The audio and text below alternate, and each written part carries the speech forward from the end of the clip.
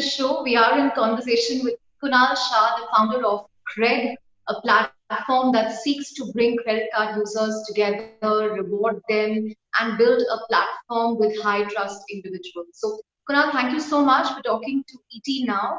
The last time I checked, you had over a million members on Cred. You had over 1,000 brands.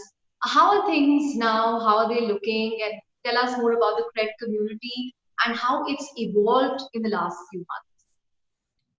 Chandra, first of all, thank you so much for having me over here. It's been a long time, and I hope you are doing well during this COVID time. Uh, uh, we've been uh, growing quite well despite COVID. I think that's because of our focus on the affluent customers, which are not as affected during this time. Uh, but we have seen growth. Now we are 3 million plus members now on the platform, Okay. and the brands are growing. We are not growing with brands. We usually have around 1,000, 1,500 brands constantly kind of on the platform, and we are doing with more. The reason is that we are uh, uh, uh, uh, in the business of curating brands and not kind of bringing all the mass brands on the platform. And at this point of time, the engagement formats that we've launched through the platform is one is Discover, where we allow a lot Hmm. of upcoming consumer D2C brands to come on the platform and engage with the members. And we are able to see a huge amount of traction on that, largely because it is extremely hard for some of the younger D2C brands to meet the right affluent customer. Let's say you have this fancy yogurt or this keto chocolate and all of that stuff, and that platform is a great platform to create discovery for these brands, also for a lot of them to realize that they can get the right customers over here. For consumers, it's becoming a great way of discovering new things, because for the affluent customers, it makes sense to try new things constantly. They want to try this cool new yogurt, and so on. And then there is a lot of impulse buying that is happening right Hmm. now, because Sandra, let's be honest, we have really nothing to do. A lot of our travel expenses have disappeared. A lot of our eating out expenses have disappeared. A lot of our fuel expenses have disappeared because we are all sitting at home trying to do our work. So that is changing very quickly. In terms of uh, the other platform that we've launched is Win. Win is an interesting version of it where we have allowed premium brands to kind of engage with members through engaging formats. We've noticed that digital marketing was not evolved beyond advertising. We saw that brands needed to immerse themselves, or consumers needed to immerse with themselves with the brands to actually have affinity towards that. So we've launched an interesting format where consumers can win prizes on a daily basis, where they engage in a game. For example, we recently had a campaign where there was a racing game, and anybody who scored Hmm. 50,000 points got a free phone, or a free product from another brand. And we have also have some luck based formats, some skill based formats, and very interesting formats have emerged during this time. And obviously COVID time helps during this time because a lot of people have time to try new things, explore new things, and so on and so forth. But the brands are loving it because they're able to get these customers, which are likely affluent customer base, in a very targeted manner. And unlike many platforms, the platform at Cred does not have the challenge of bots and users which are not real. We have 100% real members who are kind of engaging, which kind of gives a much better bang for the buck. And overall, our view is COVID is going to change behavior forever for a lot of consumers. We were earlier talking about how learning for online is becoming a norm, and I think consumers are exploring new things through Cred, and we are actually quite happy, or rather fortunate to be focusing on this segment, and not the otherwise mass segment, which just seems to be struggling right now. Right. And Kunal, is this what you envisioned for Cred? Because I've heard you talking about Cred in the last couple of years. You Yes. always wanted it to be this community or the platform where, a lot of high trust individuals, as you call it, people who are very good with their financial behavior, financial discipline, can engage with each other, interact with each other, and then you can use that platform to offer products on top of it. So it could be loans, it could be insurance, it could be, what the brands are offering. Has this played out to script? Has COVID perhaps accelerated some of this? Tell us about that. Chandra, you have very sharp memory. I must say that we exactly talked about this, and honestly, COVID accelerated some of these things that we wanted to do, and we see a lot of these things come true. We launched our credit line slash loan product in COVID. We launched a product where you could pay your rent on your credit cards during Hmm. COVID as well. Uh, but what our aim and mission is very simple. Can we create a superior or good life for our members who are trustworthy, creditworthy individuals, which makes more people want to be trustworthy and creditworthy and automatically come into the universe, and more brands and financial institutions partner with us. Now, why do financial institutions like us? Very simple. They get access to higher quality customers, which are perfect to upsell, cross sell products to. Same for brands. They're able to create engaging experiences, immersive experiences for the thing, and also sell to these customers in an interesting way. Uh, uh, we chose the path of creating trustworthy and creditworthy thing because we realized that even for the most affluent customers, we did not have the financial literacy. Chandra, most of us are people who got credit card for the first time in our entire family, right? Like we were the first Hmm. generation in many ways, and we did not have anybody coaching us on how to use the product, how to not use the product. I'll give you a small example. Uh, in the early days of Cred, we used to interview users, and we would find out this customer has been paying 45% interest rate for like 8 months, and we would meet them, and this person is let's say a senior person working in a tech startup, and we would ask him, why are you doing that? He's like, oh, I did not know it is so much, I thought it's 10%, right? We thought consumers also, we discovered that they did not know that when you pay minimum due, you still have interest charges. It may only waive off your late fees, but you have interest charges. So our goal is very simple. Can we improve the relationship with money for the members who are trustworthy and creditworthy? And by doing Hmm. that, can we constantly improve their life, right? By creating these experiences that are given through financial institutions as well as brands and merchants. It's been a little tricky with brands and merchants at this point of time because during lockdown, many of them are not open. For example, restaurant category was a big category or uncred, but right now we don't even have it live because these merchants are not currently Exactly. looking. But having said that, these consumers are adopting to newer behaviors. We've noticed that they are switching to OTT platforms faster, subscription platforms faster. They're buying groceries online faster. They're moving to e-commerce buying for almost every need. And Chandra, I believe that the early behavior of these consumers might be a good evidence of what is going to happen to the rest of the customers, because a lot of times these customers are early adopters of what the future behavior is going to be like. Right, right. I remember you mentioning before that people keep saying, oh, credit card adoption is so low in India. Why would you even look at this segment? But you mentioned before that, they actually account for 60 to 70% of consumption. They add up to $8.5 billion a month, which is a huge sum.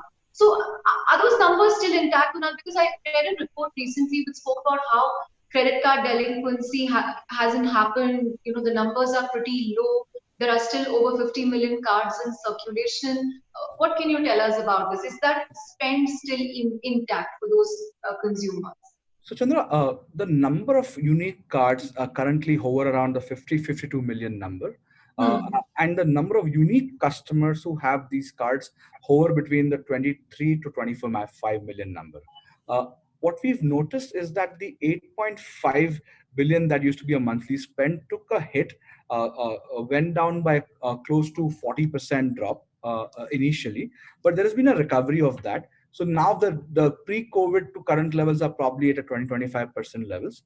Uh, Now this is mostly for the affluent, which has seen a bigger dip because majority of Hmm. their expense used to be about traveling, eating out, fueling their cars, Correct. all of that. So there is a slightly higher drop on the affluent customers, but we are already seeing compared to pre-COVID levels, Cred members' average bill amount has come back to 70% already, which I think is a good sign of recovery. I believe as soon as the market opens up, the affluent customers are going to have more of a reward consumption behavior that is going to happen, where they will want to get this cool chair and this and that and travel. We believe that uh, this customer segment will have the fastest recovery because their income levels have not dropped. A lot of the pent up demand is built up, and they're going to go ahead and start consuming as soon as we have any sign of recovery that is happening on opening up of merchants. How do you see Cred evolving as a platform or a community? I mean, now you're already a curated marketplace of sorts for brands and other things. You're already curating experiences. How are you going to define this platform going forward? Just tell us about that. How do you? Is it going to be a premium version of a marketplace? I'm just trying to understand how you envision Cred going forward. I think, Chandra, the best way to visualize what Cred is going to become is imagine a large gated community, right? A large gated community, Hmm. large club in many ways, right? And we have chosen customers who have are credit worthy, are trustworthy, and likely to be more affluent because of that. We are going to create more and more manifestation of what happens in a physical club, let's say in a digital club in many ways, right? So you will see Hmm. a store format emerge through the Discover format. You will have the games format and the luck format coming through the win format. You will see members meeting each other through interesting formats. They already play games with each other on the platform. We believe uh, if we can make this gated community all about uh, helping each other, figuring out a way to live a better life together, and our goal is very simple: can we enhance the quality of life of these members? Can we give them good life through to the product experiences that we are creating through this particular gated community that we have built? We'll continue to embark on that journey. So if you have to visualize maybe 2-3 years out what Cred should look like, and hopefully it will be in that territory and not something else, uh, is a large gated community for a select audience, right? It will never be the app that will catering to hundreds of millions of customers. It will not be that. It will be for the top 10, 20, 30 million families, which are going to be on the platform engaging, using different products and services, and creating interesting experiences through this, and do more things with their money, enhance opportunities to increase their income, and so on and so forth. So it is a platform that has never been attempted before. It is uh, an innovation that we are trying to create, but I think it does make sense. Chandra, we all live in a community which is smaller and gated, and we see some of these things already manifest at a smaller scale, right? And we believe that once we create this community of trust, a community of people with like-mindedness, it should be exciting, and we will kind of remove the line between fintech and lifestyle. A lot of people define categories that, so are you a loan company? So are you a credit card management company? Are you a company that is providing insurance and all of that? The answer is very simple. We are a gated community, and we are going to serve the needs of this set of customers in the best possible way. Yeah, in fact, I've heard you in the past define yourself as a lifestyle company and not a fintech company. But the thing is, Kunal, you have a gated community with over 3 million plus members, and none of them have to pay you a maintenance. They're all there. The only money you make is, from the brands. But any plans to change that, the monetization strategy going forward, or will members continue to kind of live in this gated community free of cost? How's it going to work? It's a good question, Chandra. I think what we have noticed is that every internet platform starts with distribution first, and approaches monetization later on. We are only 18 months old for all that we've managed to do in this period of time. We chose to do this because we want to get to a certain scale before a lot of brands and merchants see the benefit of engaging with us. So what we've done now, we've launched a credit line product, which is seeing very good adoption in early days. We've launched a rent payment product. We've launched a Discover format where consumers are able to buy products, and all of these are all monetization. I think there is a this notion where people think that there's going to be some innovation on monetization as well, but these are very simple business models. They always seem to work. It's just that we've chosen a different way of creating distribution, and we kind of approach that first, right? Like in many ways, what Geo did by offering free internet Right. for some time, and then got the monetization going. The idea is that distribution sometimes has to be done first in internet companies, versus trying to say that, hey, from the day one I'm going to start making money from every customer that comes. I think that mindset in internet companies is changing anytime soon. I think more and more companies will be doing things like that. If you notice, like, uh, uh, the beauty about this is that monetization on this customers, in my view, is will be the least of the worry, because these are the customers who actually are spending and have a lot of profit pools around them, right? So a credit card by itself is a large profit pool, loans is a very large profit pool, and so on and so forth. So we are actually quite confident that a lot of this will be there, and therefore we see a lot of support from our investors, a lot of support from our members, and going forward, more and more things will be quite evident. Right? CB Insights recently listed you as a future global unicorn to watch out for. Will Cred become a unicorn in 2020? Are you looking to, raise another round of funding? What do you expect on that? I know it's not a metric that you like tracking, but I must ask you because it's a metric that people like to talk. I think, Chandra, chasing metric of valuations and fundraise creates this behavior that does not create high quality companies, is what I feel. Uh, uh, and I have been through this journey multiple times to realize what are the benefits of doing that. I've been fortunate to be invested in many companies where I've seen this play out. Our view is very simple. We have enough runway for 2.5, 3 years that we don't have to worry about fundraise per se. We've taken measures to kind of adjust for the COVID world.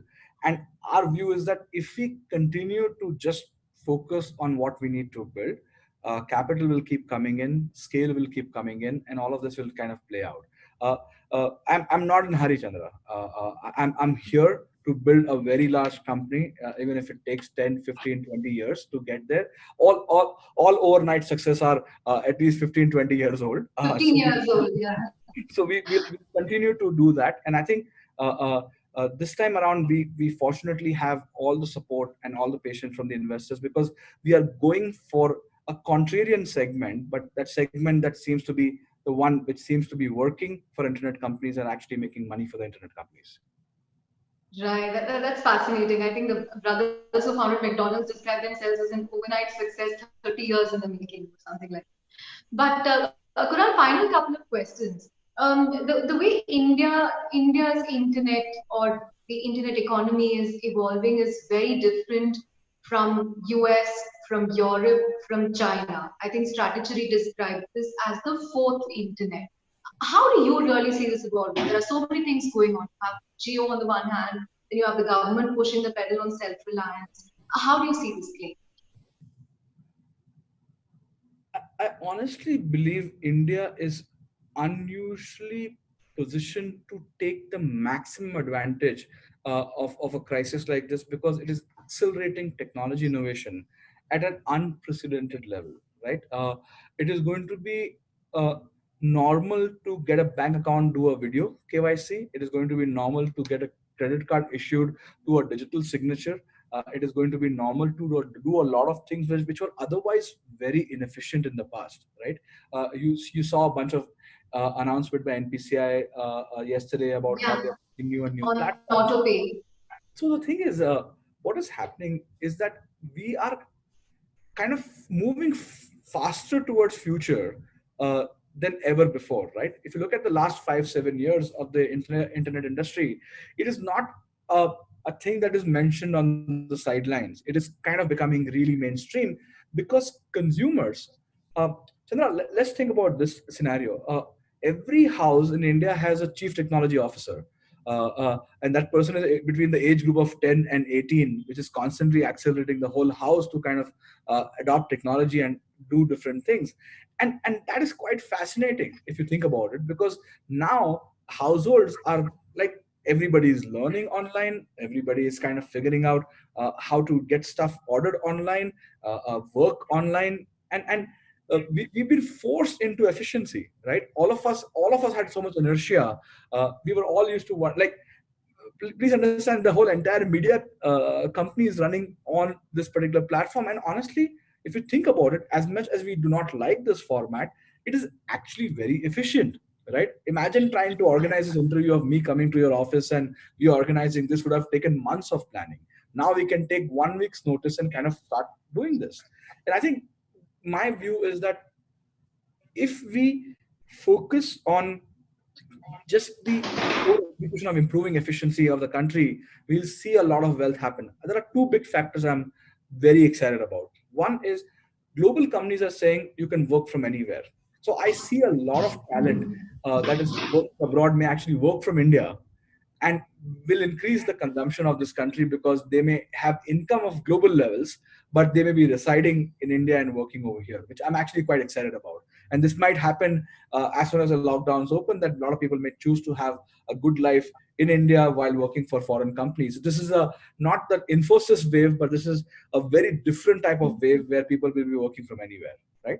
That's one thing I'm excited. The second thing I'm really excited about is that in India, female participation of labor was constantly on a decline, right? Because of the Yeah. multiple responsibilities that were kind of mostly given to women. And now with work from home being acceptable, right? They will uh, be actually not seeing a decline in labor force, and I really hope that we see an upward trend. What I would personally love to see is that right now 10% of urban Indian women are working, right? I would love to see that number going to 40-50%, because our per capita income is not going to grow with one gender working. It is just not going to happen based Yeah. on that. In fact, only one nation has managed to cross $3,000 per capita income with one gender working. That is Saudi Arabia, right? And we'll need a lot of oil for us to kind of break out of that number. So China had 90% of urban Chinese women work before they became affluent, right? And I think that is going to be a big factor that I'm really excited about this new world where uh, people don't mind where you work from. Right. I think we had this exchange on Twitter, and I can tell you that women are right now overworked because they are just handling too many things. So hopefully there is no decline in the female participation. But final couple of questions, Kunal. I saw a very interesting poll that you ran on whether Cred should start a paid dating service app. What's the outcome? What have you decided? Chandra, as you know, I have a tendency to keep testing different things on my Twitter and polls, and I You learn use it as a very good feedback mechanism. yeah. We don't implement most of the things that we do over there. It's just to get a good sentiment analysis. But having said that, we got a lot of positive response. It's not something that we have thought about it. It's just me doing one moment random Twitter poll. Uh, but I believe that some of these ideas can be explored in the future when we have built the core platform and build a lot of trust in the platform and build a lot of the core services. But these are interesting possibilities. I would not want to deny that, hey, this is not a possibility that we would do.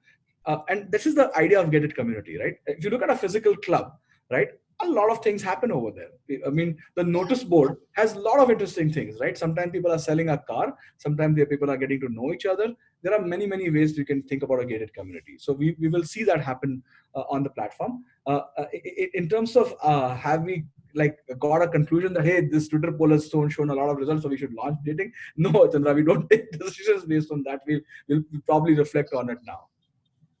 Right. But final question, Kunal. This is something that I'm very curious about. Sam Altman from YC recently shared a post where he spoke about how he kind of has a productivity schedule, what he does. What do you do? Because you're doing so many things. You run Cred, you build a very strong personal brand online. I follow you on LinkedIn and Insta and Facebook and Twitter, and you're active everywhere. And you come up with these interesting insights and thoughts. They're not just updates or news updates. Tell me what you do. What's your productivity? I think my productivity hack is to have great teamwork with me, which can take over a lot of burden of executing some of the ideas and vision, uh, uh, which allows me to have the freedom of constantly learning new insights and constantly figure out stuff. Right? I usually use social media as a way of good listening tool to constantly get feedback. What I have noticed, Chandra, is that in the world of tech, it is extremely important to have face to a brand, right? Where consumers are, I mean, we are already controlling like 12-14% of all credit card bill payments in the country, right? It's a large amount of money going through the system. And unless they know who the person is behind this, and what kind of team is behind this, the trust is going to be harder to achieve. So I think social media is a great way to establish that you are a real person who's out there listening, not shying away from any difficult conversation. And more of that direct interaction becomes a thing. And yes, I share a lot of insights and other stuff, but my productivity is very simple. uh, uh, y- uh, uh, uh, means I've been working from the age 15. So to me, my work and my hobby are not two different things. My work is my hobby. And I think what I have learned is that when I'm contributing to other people's life and helping them, it keeps you energized, right? It makes you feel that you're doing well. And what I do is I spend time with founders, I invest in companies, I'm Hmm. involved on social media, but mostly interacting, learning, improving my understanding of the world, which in a way helps me define and shape the products that I'm building. Uh, and I don't have, I know Sam well. I'm not like him at all. I'm fairly unstructured. I do not have a fixed schedule, although I should have a fixed schedule. Uh, but I think what I've noticed is that I'm a more of a creative side of a person Hmm. versus a structured side. So I like to engage, read, learn, watch a video, do a course, and I like to keep wide range versus a very focused range. Uh, I believe, Chandra, our education system uh, kept us so much in syllabus that we missed many things in life, right? So all my life after my education has been about doing everything that is out of syllabus. On that note, Kunal, thank you very much for talking to ET now. It's so great to hear you as always, and stay safe and take care. And hopefully, we will meet sometime in person, even though this is a more efficient way to talk. Absolutely, Chandra. Thank you so much for having me.